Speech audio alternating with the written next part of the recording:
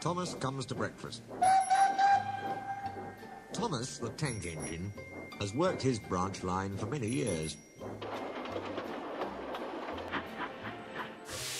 "You know just where to stop, Thomas," laughed his driver. "You could almost manage without me." Thomas had become conceited. He didn't realise his driver was joking. "Driver says I don't need him now," he told the others. "Don't be so daft," snorted Percy. "I'd never go without my driver," said Toby earnestly. "I'd be frightened." "Pooh," boasted Thomas. "I'm not scared." "You'd never dare." "I would then. You'll see." It was dark next morning when the firelighter came. Thomas drowsed comfortably as the warmth spread through his boiler. He woke again in daylight. Percy and Toby were still asleep.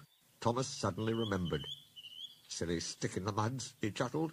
"I'll show 'em. Driver hasn't come yet, so here goes." He cautiously tried first one piston, then the other. They're moving, he whispered. "I'll just go out, then I'll stop, and wheesh. That'll make 'em jump." Thomas thought he was being clever, but really he was only moving because a careless cleaner had meddled with his controls. He soon found his mistake. He tried to wheesh, but he couldn't. He tried to stop, but he couldn't. "The buffers will stop me," he thought hopefully. But that siding had no buffers. It just ended at the road. Thomas's wheels left the rails and crunched the tarmac. "Horrors!" he exclaimed and shut his eyes. He didn't dare look at what was coming next. The house rocked, broken glass tinkled, plaster peppered their plates. Thomas had collected a bush on his travels. He peered anxiously into the room through its leaves. He couldn't speak. The wife picked up her plate. "You miserable engine," she scolded. "Just look what you've done to our breakfast. Now I shall have to cook some more." She banged the door. More plaster fell. This time it fell on Thomas. Thomas felt depressed. The plaster was tickly. He wanted to sneeze, but he didn't dare in case the house fell on him. Nobody came for a long time. Everyone was much too busy. At last, workmen propped up the house with strong poles. They laid rails through the garden, and Donald and Douglas, puffing hard, managed to haul Thomas back to the yard.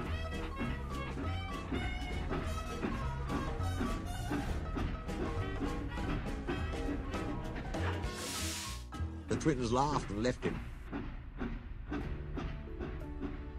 Bits of fencing, the bush, and a broken window frame festooned his front. He looked comic. He was in disgrace.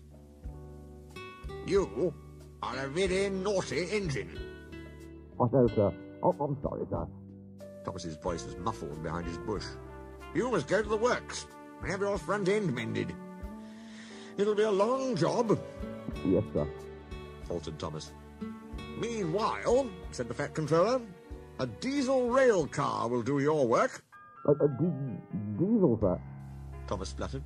"Yes, Thomas. Diesels always stay in their sheds till they are wanted. Diesels never gallivant after breakfast in station masters' houses."